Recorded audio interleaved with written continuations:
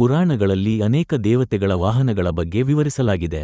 ದೇವರುಗಳ ವಾಹನಗಳು ಕೇವಲ ಪ್ರಯಾಣದ ಸಾಧನಗಳಲ್ಲ, ಅವು ದೇವರ ಗುಣ ಮತ್ತು ಸಂದೇಶವನ್ನು ಪ್ರತಿಬಿಂಬಿಸುತ್ತವೆ. ಗಣಪತಿಯ ವಾಹನವಾದ ಮೂಷಿಕ ಕೂಡ ಒಂದು ವಿಶಿಷ್ಟ ಅರ್ಥವನ್ನು ಹೊಂದಿದೆ. ಇದರ ಹಿಂದೆ ಒಂದು ಪೌರಾಣಿಕ ಕಥೆ ಅಡಗಿದೆ. ಬಹಳ ವರ್ಷಗಳ ಹಿಂದೆ ಗಜಮುಖಾಸುರ ಎಂಬ ಬಲಿಷ್ಠ ಅಸುರನಿದ್ದ. ಅವನು ದೇವತೆಗಳಿಗೆ, ಋಷಿಗಳಿಗೆ ಮತ್ತು ಮಾನವರಿಗೂ ಭಯ ಹುಟ್ಟಿಸುತ್ತಿದ್ದ. ತನ್ನ ಶಕ್ತಿಯಿಂದ ಎಲ್ಲರನ್ನೂ ಕಾಡುತ್ತಿದ್ದ. ಅವನಿಗೆ ಒಂದು ದಿನ ಶಾಪ ಬಿತ್ತು. ಅವನು ವಿಶಾಲವಾದ ಮೂಷಿಕನಾಗಿ ಜನ್ಮ ಪಡೆದನು. ಆ ದೊಡ್ಡ ಎಲಿ, ಹೊಲಗಳನ್ನು, ಗೋದಾಮುಗಳನ್ನು, ಅರಣ್ಯಗಳನ್ನು ಹಾಳುಮಾಡುತ್ತಿದ್ದ.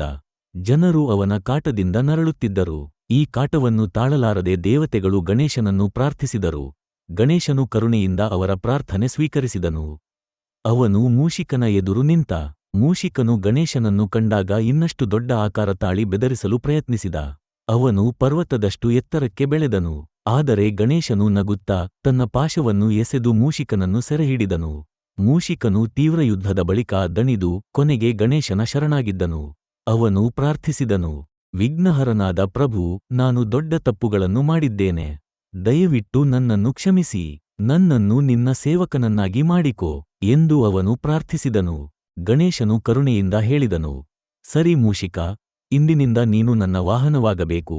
ನಿನ್ನ ಶಕ್ತಿ ಮತ್ತು ಚುರುಕುತನವನ್ನು ನಾನು ಸತ್ಪ್ರಯೋಜನಕ್ಕಾಗಿ ಬಳಸಿಕೊಳ್ಳುತ್ತೇನೆ.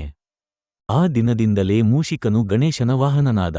ದೊಡ್ಡ ದೇವರು ತನ್ನ ವಾಹನವಾಗಿ ಒಂದು ಚಿಕ್ಕ ಎಲಿಯನ್ನು ಆರಿಸಿಕೊಂಡದ್ದು ಅಸಾಮಾನ್ಯ ಸಂಗತಿ. ಆದರೆ ಇದರ ಹಿಂದೆ ದೀರ್ಘವಾದ ಸಂದೇಶವಿದೆ. ಮೂಷಿಕನು ತಮಸ್ಸು ಮತ್ತು ಅಜ್ಞಾನದ ಪ್ರತೀಕ. ಎಲಿ ಹೇಗೆ ಎಲ್ಲೆಡೆ ನುಗ್ಗಿ ತಿನ್ನುವುದೋ ಹಾಗೆಯೇ ಅಜ್ಞಾನವು ಮನಸ್ಸನ್ನು ಆವರಿಸುತ್ತದೆ. ಆದರೆ ಗಣೇಶನು ಅದನ್ನು ತನ್ನ ನಿಯಂತ್ರಣಕ್ಕೆ ತೆಗೆದುಕೊಂಡಿದ್ದಾನೆ.